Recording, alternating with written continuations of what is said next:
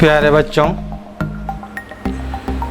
प्रस्तुत है कक्षा 8 का विषय सामाजिक विज्ञान और पुस्तक का नाम है हमारे संसाधन। बच्चों, हम लोग अध्याय 3 पढ़ रहे हैं और अध्याय 3 का नाम है खनिज और शक्ति संसाधन। हम लोगों ने पिछले कक्षाओं में खनिज के बारे में जाना है और अब शक्ति संसाधन के बारे में जान रहे हैं। बच्चों, आज हम लोग ऊर्जा के गैर परंपरागत स्रोतों के बारे में जानेंगे। इससे पूर्व के कक्षाओं हम लोगों ने ऊर्जा के परंपरागत स्रोतों के बारे में जाना है। तो ऊर्जा के गैर परंपरागत स्रोत में सौर ऊर्जा आता है, धूप से मिलने वाली ऊर्जा, सूर्य से मिलने वाली ऊर्जा। दूसरा पवन ऊर्जा आता है, हवा से मिलने वाली ऊर्जा। तीसरा परमाणु ऊर्जा आता है। चौथा भूतापीय ऊर्जा, भूतापीय मतलब पृथ्वी के गर्मी से मिलने वाली ऊर्जा। पांचवा ज्वारीय ऊर्जा है, जो समुद्र में उठने वाले ज्वार से पैदा किया जाता है। और छठा है बायोगैस ऊर्जा, जिसको गोबर गैस ऊर्जा भी कहते हैं। तो इन्हीं गैर परंपरागत स्रोतों के बारे में हम जानेंगे। बच्चों, वर्तमान समय में जीवाश्म ईंधन के उपयोग की तीव्रता से इसे समाप्ति की कगार पर पहुंचा दिया है। इससे पूर्व के कक्षा में हम लोगों ने जीवाश्म ईंधन के बारे में पढ़ा है, जिसमें कोयला, पेट्रोलियम, प्राकृतिक गैस के बारे में हम लोग पढ़े थे। तो ये जीवाश्म ईंधन समाप्ति की ओर है। इन ईंधनों के जलने से विषैले प्रदूषण भी चिंता के विषय हैं। कोयला, पेट्रोलियम के जलने से विषैले प्रदूषण भी होते हैं। यह जरूरी है कि हमारा ध्यान ऊर्जा के विभिन्न गैर परंपरागत स्रोतों के दोहन की ओर बढ़ाया जाए। कोयला, पेट्रोलियम जैसे ऊर्जा के स्रोत समाप्त होने वाले हैं, इसलिए अब हमारा ध्यान गैर परंपरागत स्रोतों की ओर जाना चाहिए, जो कि जीवाश्म ईंधन से स्वच्छतर विकल्प है। मतलब इसमें प्रदूषण नहीं होता, धुआं नहीं निकलता और ये वातावरण के लिए भी ठीक है। बच्चों, पृथ्वी पर जीवाश्म ऊर्जा के स्रोत सीमित हैं। ये हम लोगों ने बार बार पढ़ा है कि पृथ्वी पर जीवाश्म ऊर्जा जो है, जैसे कोयला, पेट्रोलियम, प्राकृतिक गैस, इसका स्रोत सीमित है, एक न एक दिन समाप्त होगा ही होगा। वर्तमान में इसका अनियोजित उपयोग एवं दोहन हो रहा है। अनियोजित उपयोग मतलब बिना सोचे समझे, बिना नियोजन किए ही इसका उपयोग हो रहा है और इसलिए ये एक न एक दिन समाप्त हो जाएगा। यदि इसी दर पर, जिस स्पीड से यह उपभोग हो रहा है, हम लोग इसका यूज कर रहे हैं, तो आने वाले कुछ वर्षों में जीवाश्म ईंधन के भंडार समाप्त हो जाएंगे। इसके अतिरिक्त जीवाश्म ईंधनों के प्रयोग से पर्यावरण भी प्रदूषित हो रहा है। कोयला, पेट्रोलियम जैसे जीवाश्म ईंधन से पर्यावरण प्रदूषित होता है। इन समस्याओं का समाधान क्या है? ऊर्जा संरक्षण। जो ऊर्जा है उसको हम काम भर ही उपयोग में लाएं, बर्बाद न करें। और ऊर्जा के गैर परंपरागत स्रोत, जिसका नाम अभी लिए और आगे हम लोग पढ़ेंगे, इनकी खोज करना। इसलिए गैर परंपरागत स्रोत जैसे सौर ऊर्जा, सूर्य से मिलने वाली, धूप से मिलने वाली ऊर्जा, पवन ऊर्जा, तेज गति से चलने वाली पवन से मिलने वाली ऊर्जा, और ज्वारीय ऊर्जा समुद्र में ज्वार और भाटा होता है, उसके ज्वार से उत्पन्न होने वाली ऊर्जा, जो कि ये सब नवीकरणीय एवं प्रदूषण मुक्त हैं, के उपयोग की आवश्यकता है। नवीकरणीय मतलब बच्चों, ये ऊर्जा समाप्त होने वाली नहीं है, इसे हम लोग बार बार बना सकते हैं और इससे प्रदूषण भी नहीं होता है। चलिए हम लोग सौर ऊर्जा के बारे में सबसे पहले जानेंगे। यहाँ देखिए सोलर पैनल, सोलर प्लेट लगा हुआ है। अपने अपने घरों में, गाँव में भी देखा है कि छोटे छोटे सोलर प्लेट से लाइट चार्ज करते हैं, बत्ती चार्ज करते हैं, कोई कोई मोबाइल भी चार्ज करते हैं। तो इसी सौर ऊर्जा के बारे में हम लोग यहाँ जानेंगे। बच्चों, सूर्य की ऊष्मा, जो सूर्य से गर्मी मिलती है उसको ऊष्मा कहते हैं, और प्रकाश, लाइट मिलता है। तो सूर्य की ऊष्मा और प्रकाश ऊर्जा हमारे द्वारा प्रतिदिन अनुभव की जा सकती है। हमें जो गर्मी लगती है वो सूर्य के कारण है, और जो प्रकाश दिखता है दिन में वो भी सूर्य के कारण है। सौर ऊर्जा विश्व के सभी क्षेत्रों में उत्पन्न नहीं हो सकता। बच्चों, पृथ्वी हमारा कैसा है? संतरे की तरह गोल है। तो सूर्य का धूप एक समान रूप से नहीं पहुंचता है। उदाहरण के लिए आप टॉर्च जलाते हैं बच्चों, तो टॉर्च का जो सबसे अधिक लाइट है सीधी गति में किसी एक जगह पर पड़ता है, बाकी जगह उसका रोशनी तो जाता है लेकिन तेज रोशनी एक ही जगह पड़ता है। उसी तरह सूर्य का जो तेज किरण है किसी खास जगह पे पड़ता है। इस कारण सौर ऊर्जा विश्व के सभी क्षेत्रों में उत्पन्न नहीं हो सकता है। किंतु अफ्रीका, दक्षिण पूर्व एशिया एवं पश्चिमी एशिया के देशों में पर्याप्त मात्रा में सूर्य की किरणें उपलब्ध रहती है। इन क्षेत्रों में सूर्य की तेज किरण पड़ती है, अतः इन क्षेत्रों में सौर ऊर्जा के उत्पादन की असीम संभावनाएं हैं। इन्हीं क्षेत्रों में सौर ऊर्जा अधिक से अधिक पैदा किया जा सकता है। बच्चों, वर्तमान समय में कुल ऊर्जा खपत का, मतलब जितना भी ऊर्जा हम लोग खपत कर रहे हैं, खर्च कर रहे हैं, उसका 2% सौर ऊर्जा से प्राप्त हो रहा है। यहाँ देखिए बच्चों, विश्व में सौर ऊर्जा कहाँ कहाँ उत्पन्न किया जा रहा है इसके बारे में जानेंगे। देखिए, 1 नंबर में है अफ्रीका, दूसरा नंबर हम लोग बढ़े कि दक्षिण पूर्व एशिया, और तीसरे नंबर में पश्चिमी एशिया। तो यहाँ अभी सौर ऊर्जा उत्पन्न किया जा रहा है, अब बृहत मात्रा में, बहुत अधिक मात्रा में प्रयोग किया जा रहा है। इन क्षेत्रों को भी देखिए, अफ्रीका कहाँ है, दक्षिण पूर्व एशिया कहाँ है, पश्चिम एशिया कहाँ है। बच्चों, भारत में राजस्थान, गुजरात, महाराष्ट्र, तमिलनाडु इसके प्रमुख उत्पादक राज्य हैं। इन राज्यों में सौर ऊर्जा पैदा किया जा रहा है। अब राजस्थान के वाडला, आंध्र प्रदेश के कुर्नूल, गुजरात के चारंका तथा महाराष्ट्र के संकरी में सौर ऊर्जा प्लांट स्थापित किए गए हैं। प्लांट लगाकर सौर ऊर्जा लगाकर बिजली पैदा किया जा रहा है। सौर ऊर्जा का उपयोग कहाँ कहाँ होता है? देखिए, सौर कुकर में खाना बनता है। सौर तापक में पानी गर्म करते हैं, हीटर है, और रूम को भी गर्म करने का एक काम आता है। सोलर ड्रायर में सुखाने वाला, अनाज सुखाने का भी काम हम लोग सोलर ड्रायर से करते हैं। और सोलर लाइट तो आप लोग गांव में भी देख रहे हैं कि सोलर लाइट से, सोलर के माध्यम से लाइट जलता है। यातायात संकेतों, शहरों में रोड पर सिग्नल लगा हुआ है, रोशनी लाइट लगा हुआ है, आगे हम दिखाते हैं बच्चों कि किसे कहेंगे यातायात संकेत।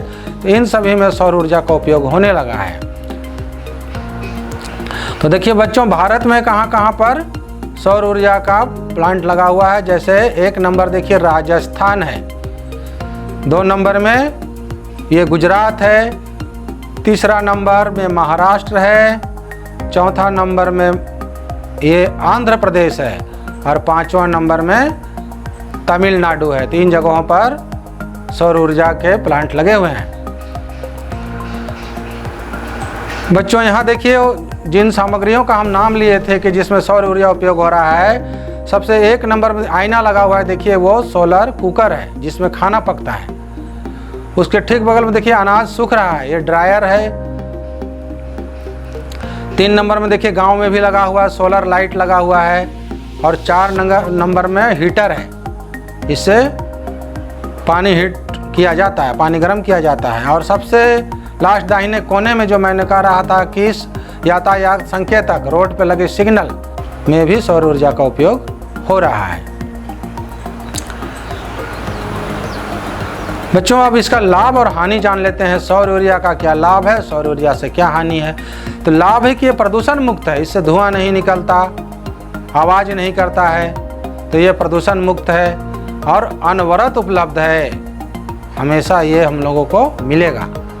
और हानि है कि इसके प्लांट बैठाने में, इसके सोलर प्लेट में खर्चा आ जाता है, महंगा एवं खर्चीला है। और स्रोत का विस्तार करने से ऊर्जा की बर्बादी होगी। अगर इसका विस्तार किया गया तो लोग मुफ्त का समझ के इसको बर्बाद करेंगे, इसकी बर्बादी होगा। तो ये लाभ और हानि थे। तो बच्चों, ये हम लोग जाने सौर ऊर्जा के बारे में। अब हम लोग पवन ऊर्जा के बारे में जानते हैं। पवन मतलब हवा।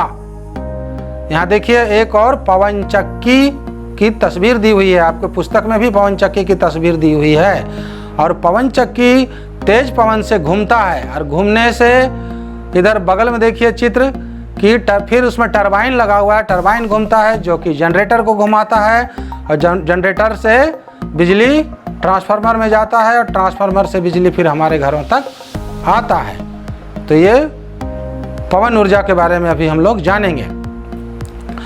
पवन ऊर्जा एक अक्षय अथवा नवीकरणीय स्रोत है। अक्षय मतलब ये खत्म होने वाला नहीं है, जब तक हवा चलेगा तब तक ये ऊर्जा मिलता रहेगा। और नवीकरणीय है, इसको हम लोग बार बार बना सकते हैं। जिन क्षेत्रों में पवन प्रबल मतलब जोर से एवं लगातार चलती रहती है, वहाँ पवन चक्की लगाकर ऊर्जा उत्पादित की जाती है, मतलब वहाँ ऊर्जा पैदा कर जमा किया जाता है। ऐसी आदर्श स्थिति कहाँ है? मरुस्थलीय या समुद्र तटीय क्षेत्रों में मुख्य रूप से पाई जाती है। मरुस्थल में तेज हवा चलता है और समुद्र तट ये दोनों खुला क्षेत्र होता है, इसलिए यहाँ पर तेज हवा चलता है और यहाँ पर ऐसे पवन चक्की लगाकर पवन ऊर्जा उत्पन्न कर सकते हैं। पवन चक्कियों में तीव्र गति से चलती हवाएं पवन चक्की को घुमाती है। उसमें चक्की लगा हुआ है जिसको घुमाती है तेज हवा, जो विद्युत उत्पादन करने के लिए जनरेटर से जुड़ी होती है। बच्चे, अभी जो प्रक्रिया हम बताएं उसी प्रक्रिया से पवन ऊर्जा उत्पन्न किया जाता है। अब देखिए विश्व में कहां कहां पवन ऊर्जा से लाभ लिया जा रहा है। नीदरलैंड, जर्मनी, डेनमार्क, यूके इसको कहते हैं यूनाइटेड किंगडम, और USA United state of America और स्पेन आदि देशों में पवन फार्म पाए जाते हैं। यहाँ फार्म बनाया गया है जो पवन ऊर्जा उत्पादन में उल्लेखनीय है। ये सब जगह में विशेष रूप से पवन ऊर्जा उत्पन्न किया जा रहा है। वर्तमान में चीन विश्व का सबसे बड़ा ऊर्जा उत्पादक देश है। पवन ऊर्जा में भारत का स्थान चौथा है। और भारत में देखिए तमिलनाडु, गुजरात, राजस्थान पवन ऊर्जा के उत्पादन में सबसे आगे है, मतलब अग्रणी राज्य है। तो बच्चों, अब हम विश्व में इन स्थानों को देख ले जिनका नाम अभी हम लिए कि चीन देखिए ये ऊर्जा उत्पादन में सबसे आगे है। 1 नंबर चीन है। 2 नंबर में छोटा सा जगह दिखता है वो है नीदरलैंड। ठीक उसके बगल में जर्मनी है जो तीर से दिखाया गया है, और वहीं पर डेनमार्क भी है। 4 नंबर के नीचे डेनमार्क है और 5 नंबर तीर से दिखाया गया है यूके को, यूनाइटेड किंगडम को। 6 नंबर तो स्पष्ट है कि यूएसए लिखा हुआ है, यूनाइटेड स्टेट ऑफ अमेरिका। और 7 नंबर देखिए, ठीक 7 नंबर के ऊपर आप ध्यान से देखिएगा तो स्पेन है। तो ये जगह पवन फॉर्म बने हुए हैं। विश्व के पवन फॉर्मों को मैंने यहाँ बताया है। अब हमारे देश में देखिए तमिलनाडु कहाँ है? ये दक्षिण में तमिलनाडु है और पश्चिम में गुजरात है और ठीक उसके ऊपर में राजस्थान है। तो इन 3 जगहों में पवन चक्की लगाकर पवन ऊर्जा पैदा किया जा रहा है। तो ये भारत में हम लोग देख लिए। अब पवन ऊर्जा का लाभ और हानि सुन लेते हैं। लाभ देखिए, प्रदूषण से यह भी मुक्त है, इसमें धुआं नहीं होता, सुरक्षित और स्वच्छ होता है, और स्थापित होने के पश्चात विद्युत उत्पादन आसानी से होने लगता है। ये लाभ है। और हानि देखिए, स्थापित करना कठिन है, इसका पवन चक्की बैठाना, इसका मशीनों को लगाना कठिन है। ध्वनि प्रदूषण को बढ़ावा आवाज़ करता है बच्चों, तो हम प्रदूषण से मुक्त नहीं कह सकते हैं। एक और प्रदूषण से मुक्त लिखा है, दूसरी ओर ध्वनि प्रदूषण को बढ़ावा देने वाला लिखा है। पक्षियों एवं वायुयान के लिए हानिकारक है। बड़े बड़े पवन चक्की घूमते हैं, पंखे घूमते हैं, तो इससे पक्षियों की जान जाती है और वायुयान को भी खतरा हो सकता है। रेडियो और दूरदर्शन का प्रसारण, हम लोग रेडियो सुनते हैं और दूरदर्शन देखते हैं, इसका प्रसारण संकेतों में रुकावट आ सकता है, व्यवधान आ सकता है। तो ये इसके लाभ और हानि थे। तो बच्चों ये हम लोग जाने पवन ऊर्जा के बारे में। अब चलिए एक नया ऊर्जा के बारे में जानते हैं, परमाणु ऊर्जा के बारे में। आप लोगों के लिए नया है बच्चों परमाणु ऊर्जा। यहाँ देखिए एक और परमाणु संयंत्र लगा हुआ है और दूसरी ओर किस तरह परमाणु संयंत्र काम करता है ये दिखलाया गया है। और बच्चों ऊपर में बाईं ओर यूरेनियम है, ये धातु है, और दूसरी ओर थोरियम है। आगे हम बताएंगे कि यूरेनियम और थोरियम का क्या काम है। तो आइए परमाणु ऊर्जा के बारे में जानते हैं। परमाणु ऊर्जा वह ऊर्जा है जो अणु के नाभिक में निहित होती है। बच्चों पदार्थ सूक्ष्म कणों से बना है, छोटी छोटी कणों से बना है। इन कणों को पहले अणु कहते हैं और दूसरे को परमाणु कहते हैं। अणु बड़ा है और परमाणु उससे छोटा है। तो अणुओं में छोटे कण होते हैं। परमाणु के बीच के भाग को बच्चों नाभिक समझ लीजिए कि नाभिक कहते हैं जहां ऊर्जा जमा होता है, पावर शक्ति जमा होता है, और इसके विखंडन से, इसको टुकड़ा करने से ही परमाणु ऊर्जा बाहर आता है। बच्चों यहाँ संक्षेप में इतना समझ लीजिए, विज्ञान में आप अणु परमाणु के बारे में विस्तार से समझिएगा। तो इन्हीं परमाणु ऊर्जा को हम उसके नाभिक के विस्फोट से प्राप्त करते हैं। इस संसार में कुछ ऐसे धातु हैं जिसके नाभिक में, मतलब बीच में असीम शक्ति छिपी रहती है। बच्चों पूर्व में मैंने दिखाया, यहाँ भी दे दिया है कि एक बाईं ओर यूरेनियम का चित्र है और दाहिनी ओर थोरियम का चित्र है। तो यूरेनियम और थोरियम ऐसे धातु हैं जिसके नाभिक में असीम शक्ति छिपी हुई है। इन पदार्थों के विखंडन से नाभिकीय ऊर्जा की प्राप्ति होती है। इस विखंडन से उत्पन्न ऊर्जा को नाभिकीय रिएक्टर में टरबाइन के मदद से विद्युत में बदला जाता है। अभी बच्चों मशीन दिखलाए थे, उन मशीन के माध्यम से इनका विखंडन, इसको समझिए कि टुकड़ा किया जाता है, और टुकड़ा करने से इनके बीच से ऊर्जा निकलता है जिसको संयंत्र के माध्यम से बिजली में बदला जाता है। परमाणु ऊर्जा का सबसे बड़ा उत्पादक देश संयुक्त राज्य अमेरिका, रूस, कनाडा और ऑस्ट्रेलिया है। भारत में राजस्थान और झारखंड यूरेनियम के विशाल निक्षेप हैं। मतलब राजस्थान और झारखंड में यूरेनियम के खदान है। यहाँ जमीन के नीचे से यूरेनियम निकाला जाता है। झारखंड में पूर्वी सिंहभूम, जिसको जमशेदपुर भी कहते हैं, टाटानगर भी कहते हैं, यहाँ जादूगोड़ा नामक जगह में यूरेनियम का भंडार पाया जाता है। थोरियम का विशाल मात्रा में भंडार केरल के मोनोजाइट बालू में पाया जाता है। बच्चों पहले विश्व में देख लेते हैं कि संयुक्त राज्य अमेरिका, देखिए जिसको यूएसए पिछले क्लास में बताए थे, ये यूएसए 1 नंबर में है। 2 नंबर में देखिए कनाडा है, 1 नंबर के ठीक ऊपर कनाडा है, और 3 नंबर में यहाँ छोटा सा नीले रंग में दिख रहा है ये ऑस्ट्रेलिया है, और 4 नंबर में रूस है। तो यहाँ पर परमाणु ऊर्जा उत्पादन होता है। ये परमाणु ऊर्जा के मुख्य देश हैं। भारत में परमाणु ऊर्जा के विकास की असीम संभावना है, बहुत संभावना है यहाँ पर, क्योंकि यहाँ के खानों में यूरेनियम मिलता है और थोरियम भी राजस्थान में मिलता है। तो वर्तमान में यह भारत का 5वां सबसे बड़ा ऊर्जा का स्रोत है। भारत में परमाणु ऊर्जा केंद्र देखिए कहाँ कहाँ है। तमिलनाडु में अल्पक्कम एवं कुडनकुलम, महाराष्ट्र में तारापुर, राजस्थान में कोटा के निकट रावतभाटा, कर्नाटक में कैगा और गुजरात के काकरापारा में ये परमाणु संयंत्र स्थापित हैं जहां इससे ऊर्जा पैदा किया जा रहा है। तो आइए अब हम भारत में भी इन स्थानों को देख लें। 1 नंबर में देखिए तमिलनाडु है, और तमिलनाडु में अल्पक्कम एवं कुडनकुलम में ये संयंत्र है।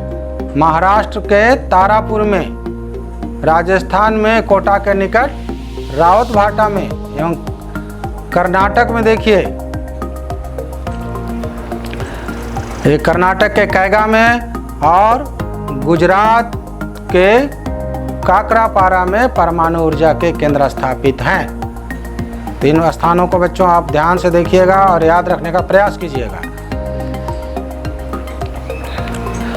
अब बताए थे कि झारखंड में यूरेनियम ईस्ट सिंहभूम या जमशेदपुर टाटानगर में जादूगोड़ा नामक स्थान में मिलता है। तो देखिए झारखंड में ये ईस्ट सिंहभूम है और यहाँ के जादूगोड़ा नामक स्थान में यूरेनियम निकाला जाता है। तो बच्चों ये है झारखंड में यूरेनियम का भंडार का स्थान। अब एक जानने जोगी बात है बच्चों कि भारत का प्रथम परमाणु ऊर्जा केंद्र, जिसको रिएक्टर कहा जाता है, तारापुर जो कि महाराष्ट्र में है, 1969 ईस्वी में स्थापित किया गया था। तो इसको याद रखिएगा बच्चों कि तारापुर महाराष्ट्र में भारत का पहला परमाणु ऊर्जा केंद्र स्थापित किया गया था। अब अंत में परमाणु ऊर्जा के लाभ और हानि के बारे में जान लें कि लाभ इसका है कि बहुत बड़ी मात्रा में ऊर्जा का उत्पादन होता है, और हानि है कि रेडियो एक्टिव अपशिष्ट उत्पन्न होता है। ये रेडियो एक्टिव बच्चों पर्यावरण के लिए, जीवों के लिए हानिकारक है, और रेडियो एक्टिव रिसाव का खतरा बना रहता है जिससे पृथ्वी को हानि हो सकती है। तो ये इसके लाभ और हानि थे। तो बच्चों आज हम लोगों ने गैर परंपरागत स्रोतों के बारे में जाना, जिसके बारे में सबसे पहले हम लोगों ने सौर ऊर्जा के बारे में जाना, उसके बाद पवन ऊर्जा के बारे में जाना है, और परमाणु ऊर्जा के बारे में जाना है। तो बच्चों पुस्तक को पढ़ते रहिए, लिखने का अभ्यास जारी रखिए और खुश रहिए। धन्यवाद।